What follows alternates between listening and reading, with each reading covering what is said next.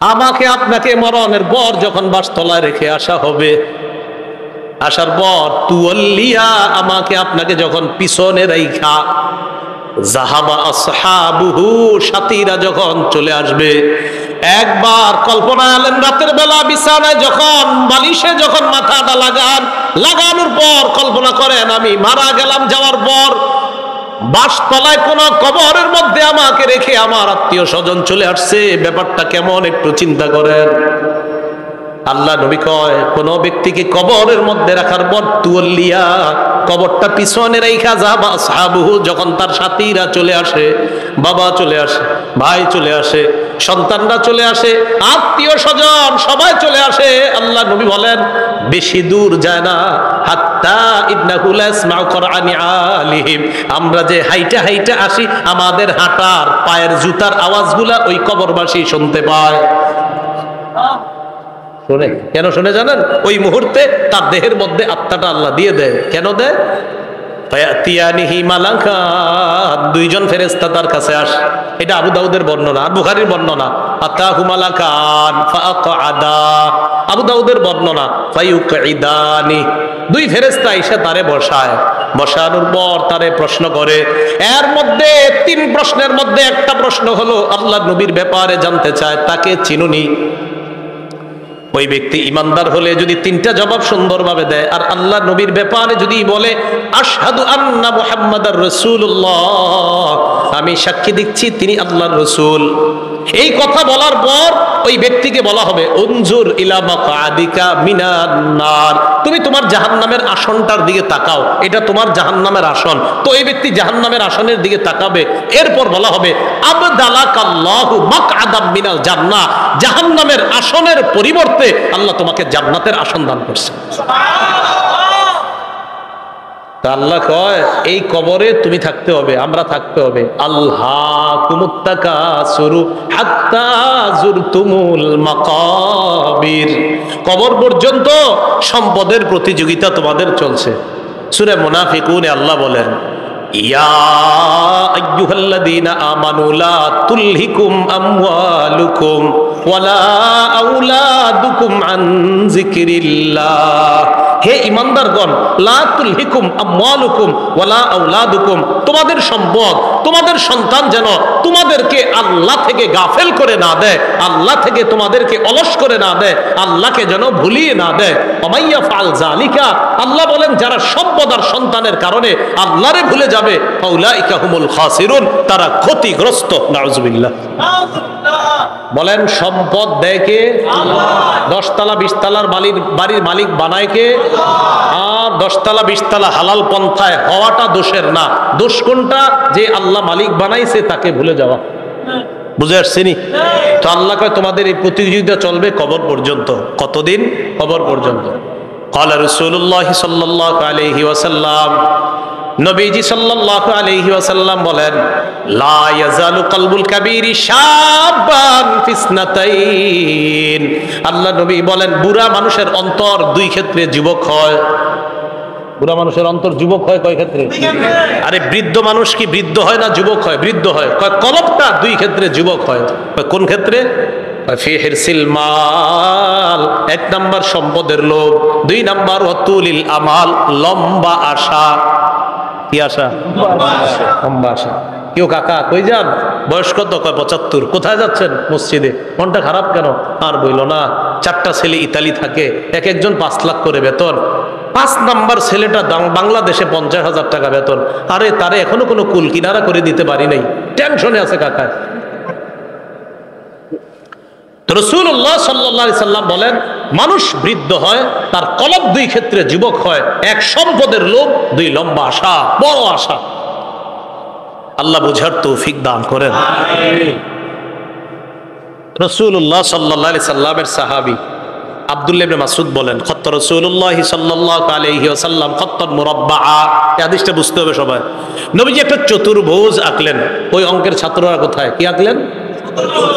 চতুর্ভুজ আকার পর ওয়া খত্ত খত্তান ফিল ওয়াসাতি খারিজাম মিন, মাঝখান থেকে একটা দাগ দিলেন, এই দাগটা চতুর্ভুজের বাহিরে নিলেন। বলেন তো রসুল কি আঁকলেন? মাঝখানের দাগটা ভিতরে না বাহিরে? আচ্ছা এবার দেখেন, মাঝখানে ছোট ছোট কিছু দাগ দিস, এটা চতুর্ভুজ, মাঝখানে ছোট ছোট কিছু দাগ আর মাঝে একটা বড় দাগ, এই আশেপাশে কিছু ছোট ছোট দাগ, মাঝখানে লম্বা একটা দাগ। বলেন তো লম্বাটা কি ভিতরে আছে না বাহিরে? আচ্ছা একটু বুঝছেননি কথা? সুম্মা ক্বালা রাসূলুল্লাহ সাল্লাল্লাহু আলাইহি ওয়াসাল্লাম, নবীজি বলেন হাযাল ইনসান, মাঝখানের দাগটা হলো মানুষ, মাঝখানের দাগটা মানুষ। ওয়াহাদাল্লাযী মুহীতুন বিহি আও ক্বাদ আহাতা বিহি আজালু, চারদিকের চতুর্ভুজটা এটা হলো তার আয়ু, জীবন। এবার বলেন চারপাশে এই যে চতুর্ভুজটা, মাঝের দাগটা বলেন, মাঝের দাগ চতুর্ভুজ, চতুর্ভুজ আয়ু মানে জীবন, এই জীবন এটা তার জীবন, মাঝে মানুষ। দাগ কি শেষ না মাঝে ছোট ছোট কিছু আছে? মাঝের ছোট ছোট দাগগুলা হাদিহিল আরাজ, এগুলা তার পেরেশানি, বিপদ, বালা মুসিবত, রোগ বিমারি, একটা আসে ভালো হয় আর একটা আসে, এরকম চলেনি জীবনে, একটার পর একটা আসতে থাকে। এই আসতে আসতে এক পর্যায়ে আবার জিজ্ঞাসা করছি, চারদিকের দাগ মাঝের দাগ, ছোট্ট ছোট্ট দাগগুলা বালা মুসিবত, বিপদ আপদ, ব্যস্ততা। মাঝখানের দাগটা কি চতুর্ভুজের ভিতরে না বাহিরে? নবীজি বলেন মানুষ মারা যায়, বাহিরে যেই দাগটা এটা হলো তার আশা, মানুষ মারা যায় আশাগুলা থেকে যায়। আশা কি জীবনের ভিতরে না বাইরে?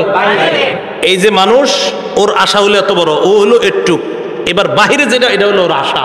নবীজি কয় মানুষের জীবন এতটুকু, মানুষটা এতটুকু, ওর আশা এতটুকু, ও মারা যায় আশাগুলা থেকে।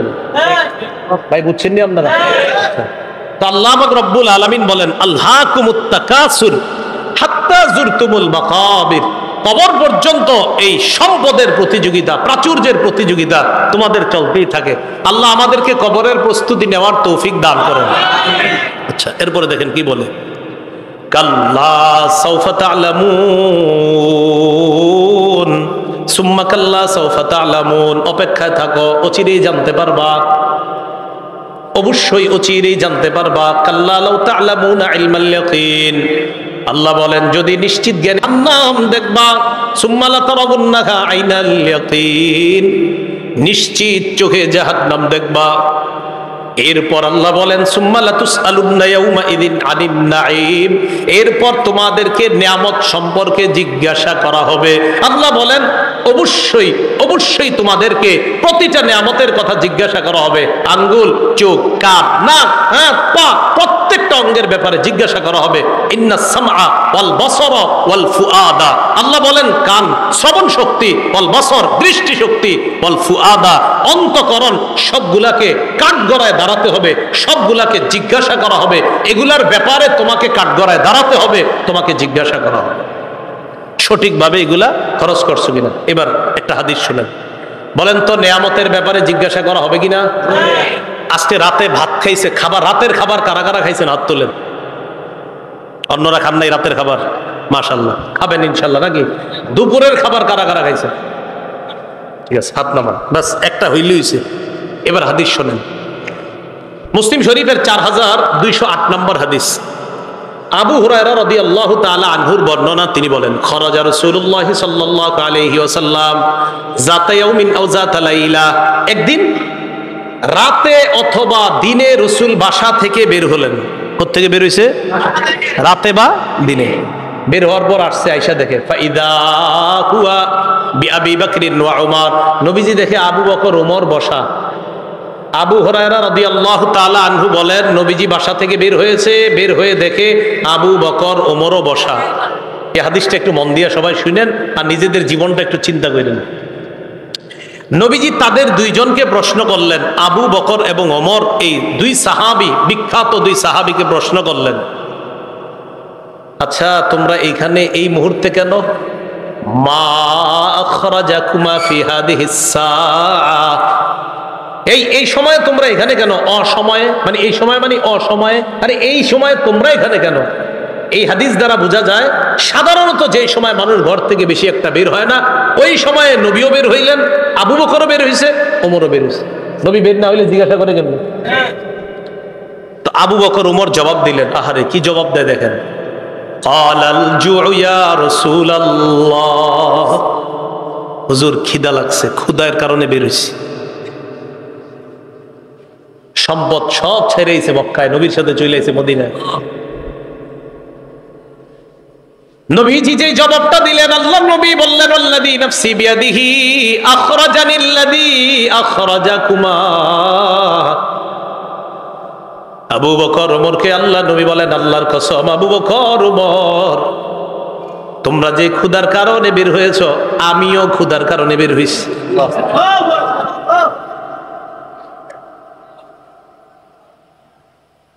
আমি যখন এটা পড়ছি, বিশ্বাস করেন, কি দেখেন, দুই সাহাবীর আগে বলছে কেন বেরোছো, হুজুর ক্ষুধা। নবীজি কয় আমিও তো ক্ষুধায় বেরোছি। কমু, চলো আমার সাথে চলো। কামু মাআ, দুই সাহাবী আল্লাহ নবীর সাথে চললেন। ফাতা রাজুলাম মিনাল আনসার, এক আনসারী সাহাবীর বাড়িতে গেলেন। ফাইদা হুয়া লাইসা ফি বাইতিহি, সাহাবী বাড়িতে নাই।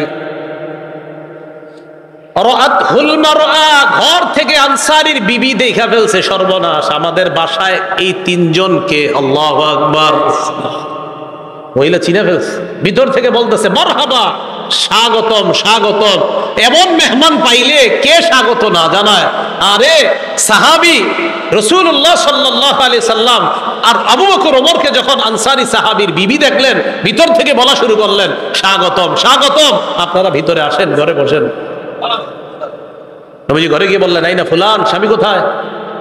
মহিলা ভিতর থেকে জবাব দিলেন যাহাবা ইস্তাজিবু লানা মিনাল মা, হুজুর মিষ্টি পানি আনতে গেছে আমাদের জন্য। এবার দেখেন কি হয়, ইতিমধ্যে আনসারী সাহাবী আসছে।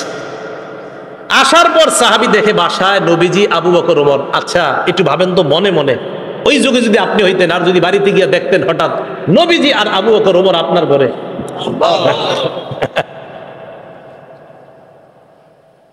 সাহাবী দেখে কি কয়, মা আহাদুল ইয়াউমা আকরামা আদিয়াফা মিন্নি।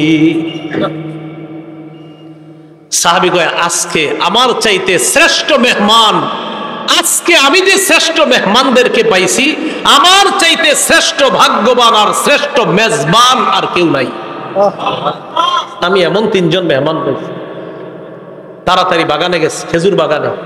যা আবিল আজক, খেজুরের ছড়ি নিয়ে আসছে। ফিহি বুসরুন অরতবুন ওয়া ইয়াবিস, শুকনা খেজুর আছে, ভিজা খেজুর আছে, কাঁচা খেজুর আছে। আইনা কয় যেটা মন চায় এটা খাও। আখজাল মুদিয়া, ছুরি নিছে, চাকু নিছে। নবীজি কই যাও? হুজুর পশু জবাই করতে হবে। কি জবাই করবে? মানে পেরেশান হয়ে গেছে, আমার এই তিন মেহমানদের কেমনে মেহমানদারি করবে? পশু জবাই করতে হবে। নবী কয় ইয়াকা ওয়াল হালুব, এই তুমি আবার মাথা গরম কইরা দুধ আলু কোনো পশুরে জবাই করো না। দুধ দেয় যে পশু, বর্তমানে দুধ দিতেছে, এরকম পশু জবাই করো না। জি ঠিক আছে। ফাজাবা হালাহুম, স্বাভাবিক একটা বকরি জবাই করছে।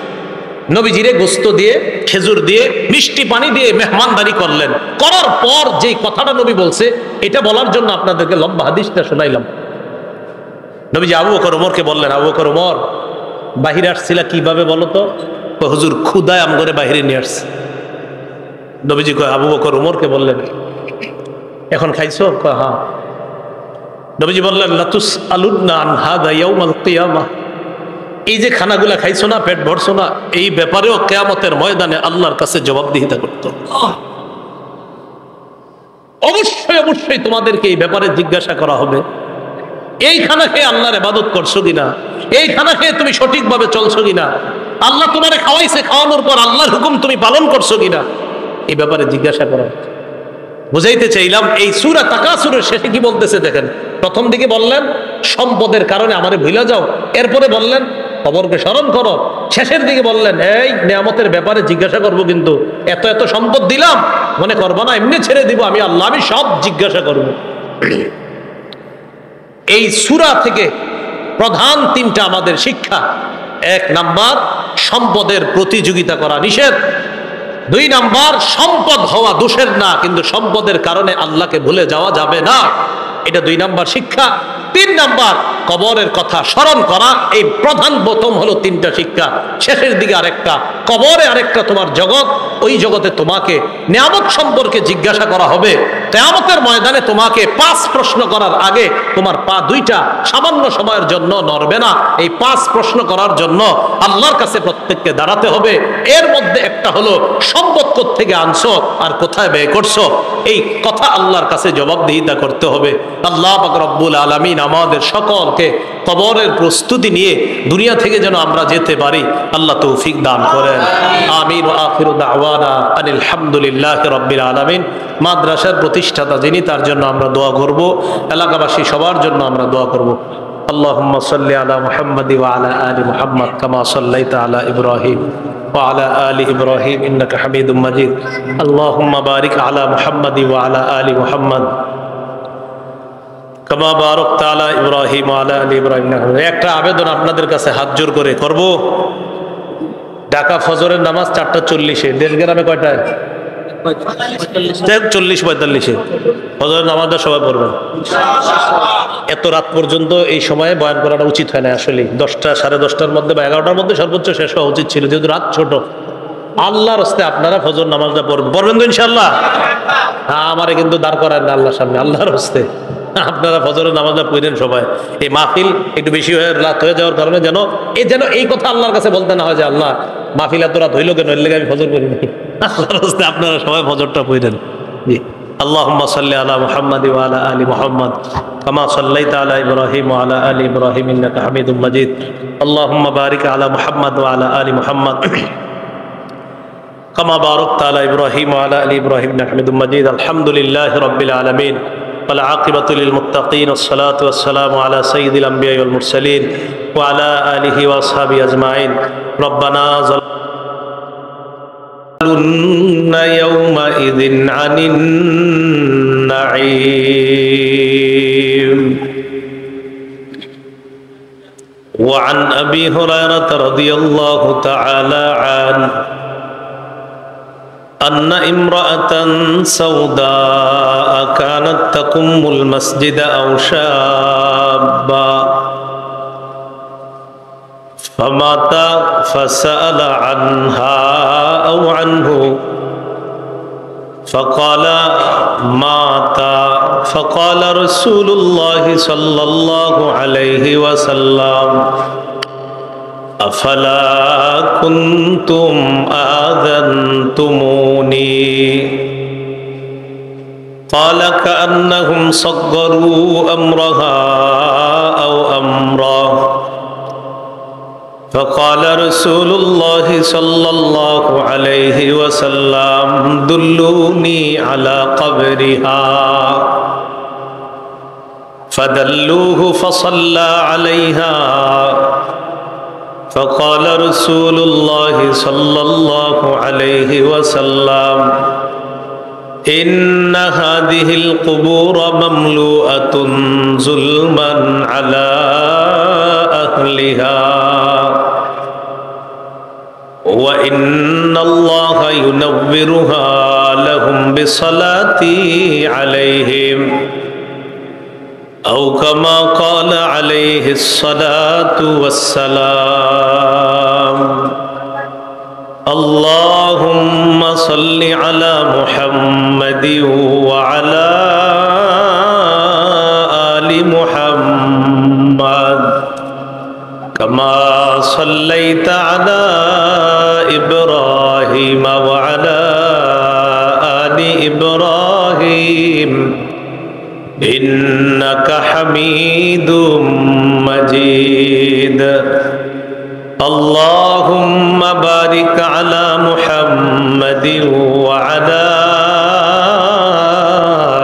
آل محمد كما باركت على إبراهيم وعلى آل إبراهيم إنك حميد مجيد.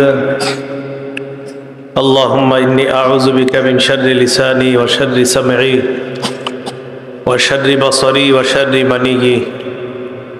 ইব্রাহিমিয়া কারিমিয়া কিরাআতুল কোরআন মাদ্রাসার উদ্যোগে ওয়াজ মাহফিল ও হালকায়ে জিকিরের প্রধান বক্তা মাওলানা ইহতেরামুল হক উজানি আজকের মাহফিলে আরো আলোচনা পেশ করেছেন মুফতি সিরাজুল ইসলাম সিরাজি খতিব, ফাতেমা নূর জামে মসজিদ, নারায়ণগঞ্জ। আলোচনা পেশ করেছেন মাওলানা ওবায়দুর রহমান হুজাইফি খতিব, বনানী কেন্দ্রীয় জামে মসজিদ, আদর্শনগর, ঢাকা। আরো উলামায়ে কেরাম আলোচনা পেশ করেছেন। আজকের মাহফিলের সভাপতি হাফেজ মোহাম্মদ মুনির হোসেন পাটোয়ারি, বিশিষ্ট সমাজসেবক, পশ্চিম রাজারগাঁও। আলহাজ আব্দুল হাদি মিয়া, চেয়ারম্যান ১ নং রাজারগাঁও। বিশেষ অতিথি মোহাম্মদ আলী আহমদ, সভাপতি রাজারগাঁও বাজার। কারি মোহাম্মদ আবুল হাশেম ব্যাপারী, বিশিষ্ট ব্যবসায়ী, রাজারগাঁও বাজার। উপস্থিত হযরত উলামায়ে কেরাম, মুসলমান ভাইরা, বিভিন্ন ঘর বাড়ি, বাসা বাড়িতে এবং বিভিন্ন জায়গায় অবস্থানরত শ্রদ্ধা মা বোনেরা, আল্লাহ পাক রব্বুল আলামিনের দরবারে শুকরিয়া আদায় করছি। আল্লাহ আমাদেরকে এই মাহফিলে উপস্থিত হওয়ার তৌফিক দান করেছেন বলে আলহামদুলিল্লাহ। আপনাদের সামনে যে সূরাটা তেলাওয়াত করলাম, এই সূরার নাম সূরাতুত তাকাসুর। তাকাসুর অর্থ হলো প্রাচুর্যের প্রতিযোগিতা করা, সম্পদের প্রতিযোগিতা করা। এই সূরাটা, এটা যে কোরআনের সূরা, এটা যে আল্লাহর কথা, এটা আমরা কেমনে জানলাম? এই যে তাকাসুর, এটা যে আল্লাহর বাণী, এগুলো আমরা কেমনে জানছি? রাসূলুল্লাহ সাল্লাল্লাহু আলাইহি সাল্লাম আমাদেরকে জানিয়ে দিয়েছেন আল্লাহর কথা কোনগুলা আর নবীর কথা কোনগুলা। তো বোঝা যায় নবী আমাদেরকে জানিয়েছেন বলে আমরা জানতে পেরেছি এটা আল্লাহর কোরআন, আল্লাহর কালাম, ঠিক না? কোরআনের প্রথম শব্দ হলো ইকরা, পড়ুন। ইকরা অর্থ হলো আপনি পড়ুন। সহিহ বুখারীর বর্ণনা ৩ নম্বর হাদিস। এই হাদিসের বর্ণনাকারী আম্মা জান আয়েশা সিদ্দিকা রাদিয়াল্লাহু তাআলা আনহা, তিনি বলেন, আউয়ালু মা বুদিআ বিহি রাসূলুল্লাহ সাল্লাল্লাহু আলাইহি ওয়াসাল্লাম মিনাল ওয়াহয়ি আর-রু'য়া সালিহাতু ফিন নাওম। সর্বপ্রথম রাসূলুল্লাহ সাল্লাল্লাহু আলাইহি ওয়াসাল্লামের প্রতি যে ওহী অবতীর্ণ করা হয়েছে, এই ওহী ছিল আর-রু'য়া সালিহাতু ফিন নাওম, ঘুমের মাঝে স্বপ্ন।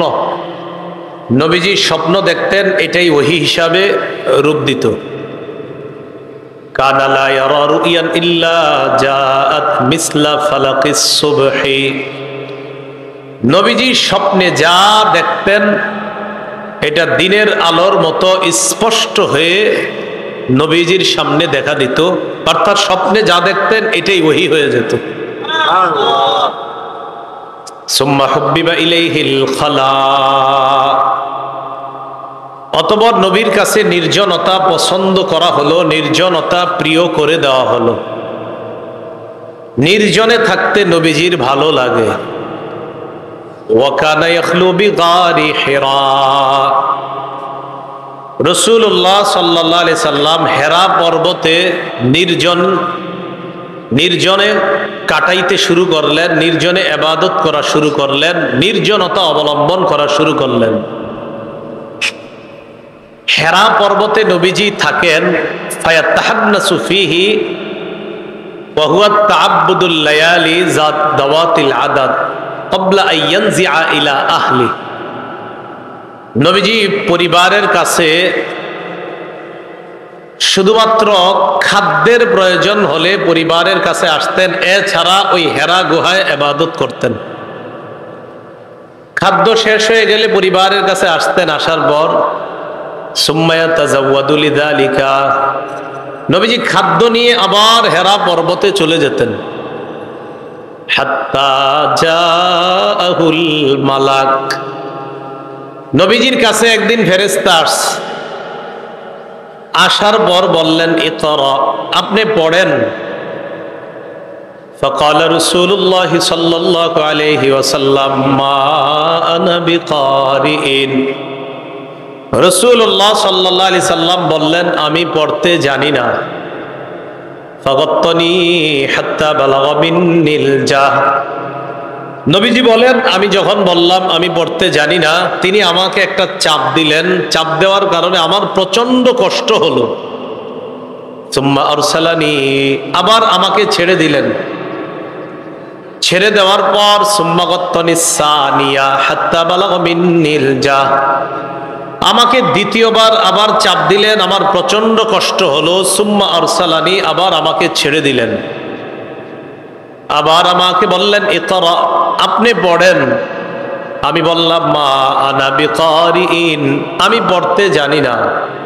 সুম্মা গাত্তানি সালিসা হাত্তা বালাগা মিন্নিল জাহ, আমারে তৃতীয়বার আরেকটা চাপ দিছে, আমার প্রচন্ড কষ্ট হলো। সুম্মা আরসালানি, আবার আমাকে ছেড়ে দিল। ছেড়ে দেওয়ার পর আবার আমাকে বললেন ইকরা বিসমি রাব্বিকাল্লাযী খালাক, পড়েন রবের নামে যেই রব সৃষ্টি করেছেন। নবীজি বলেন যেই মাত্র রবের নামে পড়তে বলা হলো, আমার মুখ দিয়ে ইকরা বিসমি রাব্বিকাল্লাযী খালাক এই সূরার 5টা আয়াত আল্লাহ মুখ দিয়ে বের করে দিলেন। এবার বলেন তো এই যে 5টা কোরআনের আয়াত, এটা আমরা জানলাম কিসের মাধ্যমে? হাদিসের মাধ্যমে। বলেন কিসের মাধ্যমে? তাহলে কোরআন বুঝার জন্য হাদিসের দরকার আসেনি? কোরআনের প্রথম আয়াতগুলোই তো হাদিস ছাড়া জানা যাবে না। এইগুলা যে কোরআনের আয়াত, এটা জানবো কিসের মাধ্যমে? হাদিসের মাধ্যমে। তাহলে শুধু কোরআন না শুধু হাদিস না কোরআন হাদিস? উভয়টা দরকার। আল্লাহ কথাগুলো বোঝার তৌফিক দান করুন। সূরা তাকাসুর যে এটা কোরআনের সূরা, এটা যে আল্লাহর কথা, আল্লাহর কালাম, কেমনে জানলাম? নবীজি আমাদেরকে বলে দিয়েছেন, জানিয়ে দিয়েছেন এগুলা আল্লাহর কালাম। এই জন্য আমরা এখন বুঝতেছি এগুলা আল্লাহর কালাম, তথা কোরআনের যা আছে সব কার কালাম? এই সূরাটা কেন আল্লাহ নাজিল করলেন এটা বন্ধ করে দেন। এই সূরা নাজিলের কারণ, নাজালাত ফি কাবিলাতাইনি মিন কাবাইলিল আনসার ফি বানিল হারিসা ওয়া বানিল হারিস। এই সূরাটা আনসারদের 2টা গোত্রের ব্যাপারে নাজিল হয়েছে। একটা গোত্রের নাম বনুল হারিসা আর একটার নাম বনুল হারিস। এই 2 গোত্রের ব্যাপারে সূরা তাকাসুর নাজিল হয়েছে। এই 2 গোত্র তাফাখরু ওয়া তাকাসারু, গর্ব করত আর প্রাচুর্যের প্রতিযোগিতা করত, সম্পদের প্রতিযোগিতা করত। আল্লাহ তাদেরকে লক্ষ্য করে এই সূরা আল্লাহ নাজিল করলেন। আল্লাহ বলেন আলহাকুমুত তাকাসুরু হাত্তা যুরতুমুল মাকাবির, সম্পদের প্রাচুর্যতা, প্রাচুর্যের প্রতিযোগিতা তোমাদেরকে ভুলিয়ে দিয়েছে, আল্লাহ থেকে ভুলিয়ে দিয়ে। এটা বন্ধ করতে, বন্ধ করে দেবে, আওয়াজ হচ্ছে। সম্পদের প্রাচুর্যতা, প্রাচুর্যের প্রতিযোগিতা তোমাদেরকে আল্লাহ থেকে বিমুখ করে দিয়েছে, আল্লাহ থেকে দূরে সরায় দিয়েছে। তাহলে আলহাকুম তোমাদেরকে ভুলিয়ে দিয়েছে, আত-তাকাসুর প্রাচুর্যের প্রতিযোগিতা আল্লাহ থেকে ভুলিয়ে দিয়েছে, ভুলিয়ে রেখেছে, তোমাদেরকে গাফেল করে রেখেছে। কতদিন? হাত্তা যুরতুমুল মাকাবির, কবরে যাওয়া পর্যন্ত তোমাদের এই প্রতিযোগিতা চলতেই থাকবে। কবরে যাওয়া পর্যন্ত তোমাদের এই প্রতিযোগিতা চলতেই থাকবে। তো এই কথাটা আল্লাহ পাক রব্বুল আলামিন জানিয়ে দিলেন। সহিহ বুখারীর বর্ণনা 6425 নম্বর হাদিস। এই হাদিসটা বুঝার আগে বুঝেন, বাহরাইনের গভর্নর নবীজি যাকে বানিয়েছিলেন তার নাম আলা ইবনুল হাজরামি, নবীর এক সাহাবী। তাকে নবীজি বাহরাইন দেশের আমির বানাইলেন। বাহরাইনের নাম শুনি না আমরা? তো বাহরাইনের আমির বানাইলেন যাকে, তার নাম আলা ইবনুল হাজরামি। এই আলা ইবনুল হাজরামিকে রাসূলুল্লাহ সাল্লাল্লাহু আলাইহি সাল্লাম বাহরাইনের আমির বানায়া দিলেন। এখন বাহরাইনের সাথে রসুলের চুক্তি হয়েছে। চুক্তিটা হলো এই, বাহরাইন মুসলমানদের অধীনে থাকবে, তারা ট্যাক্স দিবে, কর দিবে, জিজিয়া দিবে। তো নবীজি কি করলেন, তার এক সাহাবীকে পাঠাইলেন বাহরাইন থেকে কর বা জিজিয়া বা ট্যাক্স নিয়ে মদিনা আসার জন্য। এতটুকু কথা বুঝছেন? নবীজির অধীনস্থ এক ব্যক্তি বাহরাইনের আমির। তো নবীজি মদিনা থেকে আরেক সাহাবীকে পাঠাইলেন, যাও বাহরাইনের ট্যাক্স গুলা নিয়ে আসো, গরিবদের যে গরিবদেরকে সাহায্য সহযোগিতা করবো যেগুলা দিয়ে এগুলা নিয়ে আসো। এতটুকু বুঝে থাকলে হাদিসটা বলবো। এতটুকু বুঝছি তো সবাই? আচ্ছা। আন্না রাসূলুল্লাহ সাল্লাল্লাহু আলাইহি ওয়াসাল্লাম বাআসা আবা উবাইদা ইবনুল জাররাহ ইলাল বাহরাইন ইয়াতি বিজিজিয়াতিহা। আবু উবাইদা ইবনুল জাররাহ রাদিয়াল্লাহু তাআলা আনহুকে রাসূল বাহরাইনে পাঠাইলেন ট্যাক্স আনার জন্য। বলেন তো বাহরাইনের আমির কে? আরেক সাহাবী, নাম আলা ইবনুল হাজরামি। এতটুকু দরকার, খালি একটু মনে রাখেন, এক সাহাবী আমির, আরেক সাহাবীরে পাঠাইছে সম্পদ আনতে। তো তিনি গেলেন বাহরাইন। ফাকাদিমা আবু উবাইদা বিমালি মিনাল বাহরাইন। আবু উবাইদা রাদিয়াল্লাহু তাআলা আনহু বাহরাইন থেকে সম্পদ নিয়ে মদিনায় আসলেন। ফাসামিআতিল আনসার বিকুদুমিহি। আবু উবাইদা যে সম্পদ নিয়ে মদিনায় আসলেন, আনসাররা টের পাইছে, জানতে পারছে যে নবীজির সাহাবী আবু উবাইদা সম্পদ নিয়ে মদিনায় আসছে। মদিনা আসছে কখন? ফজরের নামাজের আগে। কখন? তাহলে বলেন তো, সম্পদ আনার পর উনি যে এখন প্রথম নামাজটা পড়বে, এটার নাম কোন নামাজ? মাশাআল্লাহ। ফাওয়াফাউ রাসূলুল্লাহ সাল্লাল্লাহু আলাইহি ওয়াসাল্লাম। আনসাররা যখন জানতে পারলেন আল্লাহ রাসূলের এক সাহাবী সম্পদ নিয়ে বাহরাইন থেকে মদিনায় আসলেন, ফাওয়াফাউ সালাতাস সুবহি মা রাসূলিল্লাহি সাল্লাল্লাহু আলাইহি ওয়াসাল্লাম। আনসাররা আল্লাহ রাসূলের সাথে ফজরের নামাজে শরীক হয়। ফালাম্মান সারাফা তাআররাদু লাহু। নবীজি যখন নামাজের সালাম ফিরাইলেন, সালাম ফিরানোর পর ফজরের পর দেখবেন ইমাম সাহেব মুসল্লিদের দিকে ফিরে বসে, ঠিক না? নবীজিও ফিরলেন, নবীজি তাকায় দেখে আনসারী সাহাবারা তাআররাদু লাহু, আল্লাহ নবীর দিকে সবাই মুখ করে বসা। ফাতাবাসসামা রাসূলুল্লাহ সাল্লাল্লাহু আলাইহি ওয়াসাল্লাম হিনা রাআহুম। তাদেরকে দেখা আল্লাহ রাসূল একটা মুস্কি হাসি দিলেন। কি হাসি দিলেন? মুস্কি হাসি। তো মুস্কি হাসি দেওয়ার পর কি জিজ্ঞাসা করে দেখেন, ফাসামিআতুম বিকুদুমি আবি উবাইদা ইবনুল জাররাহ ওয়া আন্নাহু জাআ বিমাল। কি ব্যাপার? আবু উবাইদা যে মদিনায় মাল নিয়ে আসছে এটা মনে হয় শুনছো, ঠিক না? সম্পদ নিয়ে আসছে এটা শুনছো, তাই না? এই জন্য আসছো? তো সাহাবীরা কয়, আজাল ইয়া রাসূলুল্লাহ, হুজুর ঠিকই ধরছেন, এই জন্য আসছি।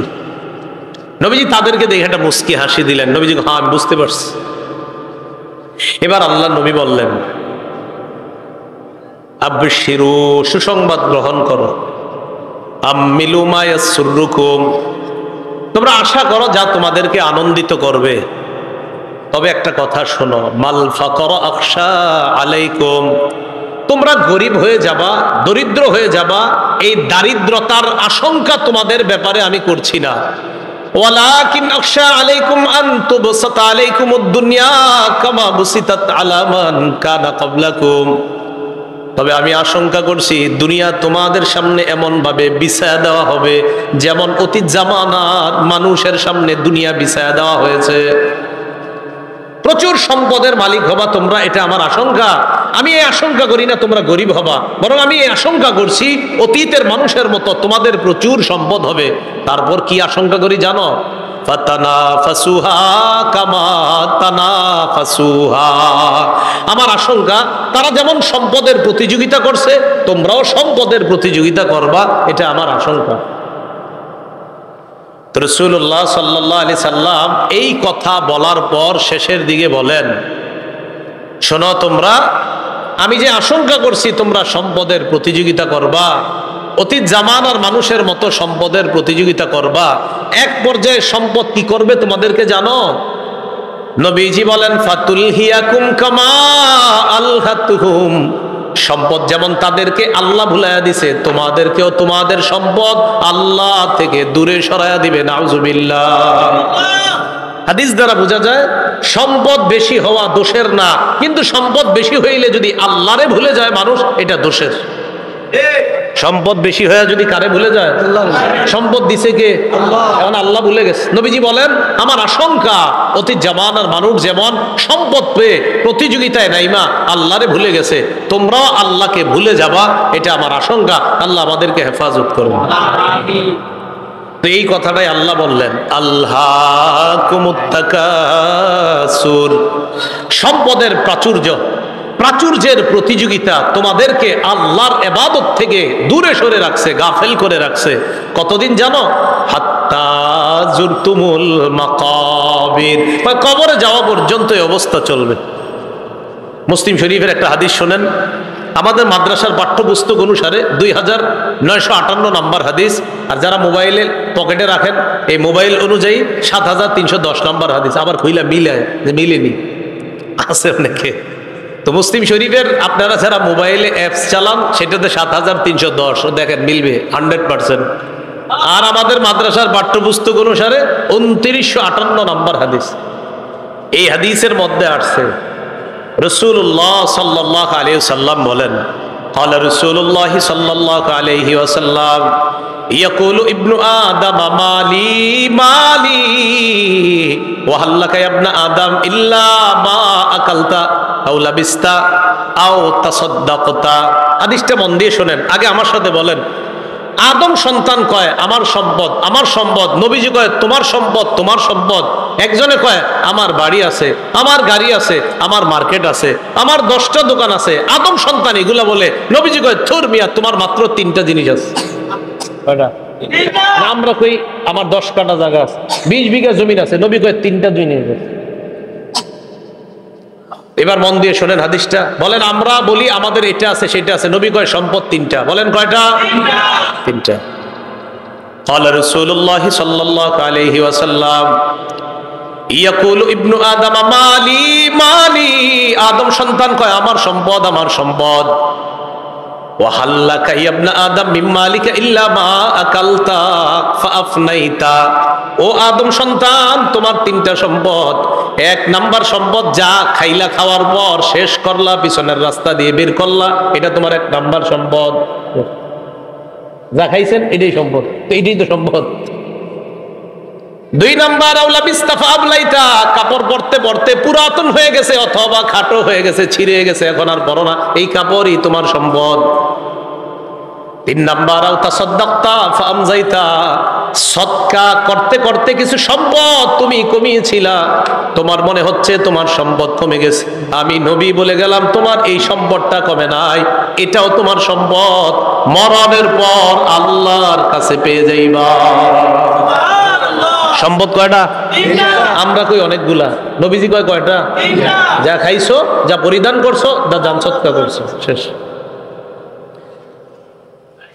আমাকে আপনাকে যখন কবরে নিবে, মনে করেন আগামীকালও যদি আমি আপনার কেউ মারা যাই, একটু পরে যদি আমাদের কেউ মারা যায়, বাসতলায় যখন আমাদেরকে এলাকাবাসী নিয়ে যাবে, নবীজি কয় জানো তোমার লাশের সাথে 3টা জিনিস কবর পর্যন্ত যায়। বলেন কয়টা?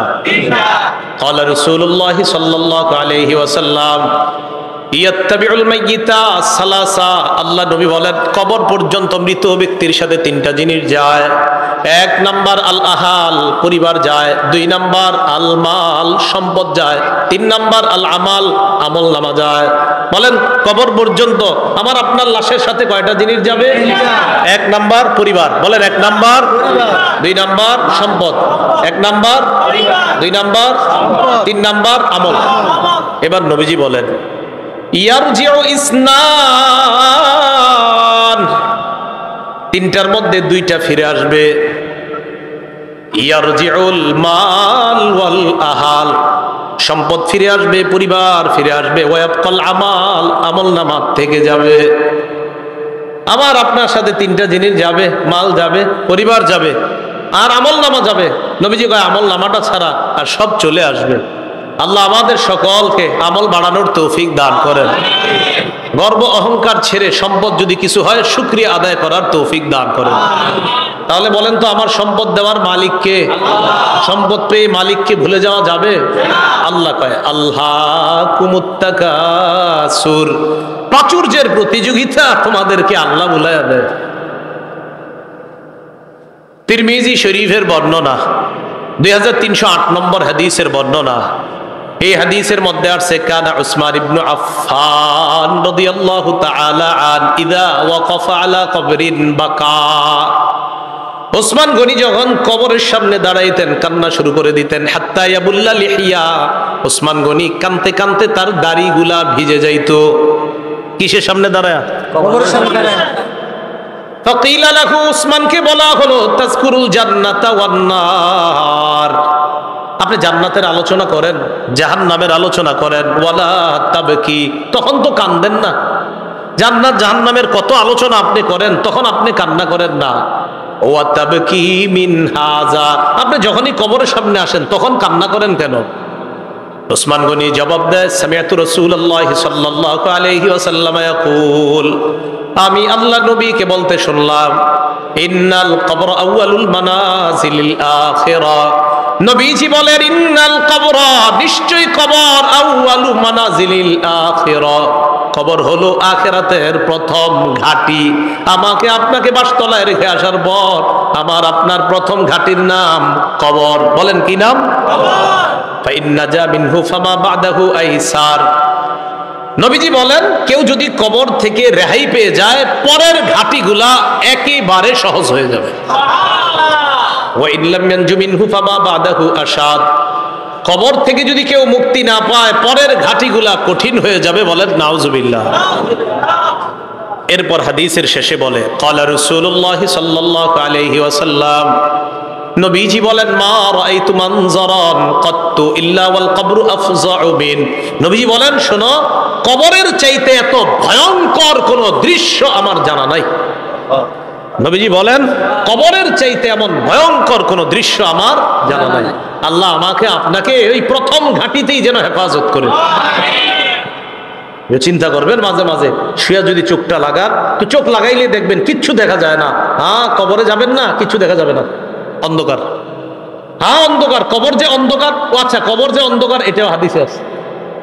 কবর যে অন্ধকার এটা কোথায় আছে? হাদিসে। মুসলিম শরীফের 2104 নম্বর হাদিস, মাদ্রাসা পাঠ্যপুস্তক অনুসারে 956 নম্বর হাদিস। এই হাদিসের মধ্যে আছে عن أبي هريرة رضي الله تعالى عنه قال أن امرأة سوداء كانت تقم المسجد أو شابا। একজন কালো মহিলা অথবা একজন কালো যুবক মসজিদ ঝাড়ু দিত। কি ঝাড়ু দিত? আপনারা ঝাড়ু দেননি মসজিদ? না, আপনারা শুধু মুয়াজ্জিন সাহেব আর খাদেমের অপেক্ষা থাকবেন? নিজেরা ঝাড়ু দিবেন। মসজিদ ঝাড়ু দিলে দিল সাফ হয়, পরিষ্কার হয়। এক কালো মহিলা অথবা একজন কালো যুবক মসজিদ ঝাড়ু দিত। হঠাৎ মারা গেছে। মারা যাওয়ার পর সাহাবীরা কবর দিয়ে ফেলছে, নবীরে জানানোর প্রয়োজন মনে করে নাই। বিষয়টা এমন আর কি, ও মারা গেছে, আরে এটা নবীজির আর বলার কি আছে, কবর দিয়ে এরকম। নবীজি সাল্লাল্লাহু আলাইহি সাল্লাম প্রশ্ন করলেন, আচ্ছা ওই কালো মহিলাটা না কালো যুবকটা, হয়তো মহিলা হতে পারে না হয় যুবক, আচ্ছা ওই কালো যুবকটাকে দেখছি না কেন, কোথায় এটা ঝাড়ু দিতে? সাহাবীগণ বললেন, হুজুর সে তো মারা গেছে। আচ্ছা মারা গেছে মানে? আফালা কুনতুম আযানতুমুনি, তো আমাকে জানাবা না তোমরা? হাদিসের মধ্যে আছে কান্নাহুম সাগগারু আমরাহা আও আমরা, সাহাবীরা বিষয়টা হালকা মনে করছে তাই নবীরে জানায় না যে হুজুর একজন মারা গেছে, ঝাড়ু দিত, কবর দিয়েছে। নবীজি কো আমারে জানাইলা না কেন তোমরা? দুল্লুনি আলা কবরিহা আও আলা কবরিহি, তাড়াতাড়ি তার কবর আমারে দেখাও, নিয়ে যাও। ফাদাল্লুহু আলা কবরিহা আও আলা কবরিহি, আল্লাহ রাসূলকে তার কবরের কাছে নিয়ে যায়। নিয়ে যাওয়ার পর ফাসাল্লা আলাইহা, আল্লাহ রাসূল জানাজার নামাজ পড়লেন। আপনারা আবার এই আমল করেন না, কিন্তু এটা রাসূলের জন্য খাস। জানাজার নামাজ পড়ার পর আল্লাহ নবী বললেন, ইন্না হাদিহিল কুবুর মামলুআতুন যুলমান আলা আহলিহা, আল্লাহ নবী বললেন এই কবরগুলা অন্ধকারে পরিপূর্ণ। নবীজি বললেন এই কবরগুলা অন্ধকারে পরিপূর্ণ। কবরগুলা বলেন অন্ধকারে, কবরগুলা একবার ভাবেন, চোখটা বন্ধ করে, অন্ধকার, কিচ্ছু দেখা যায় না। আল্লাহ নবী কয় এই কবরগুলা অন্ধকারে পরিপূর্ণ।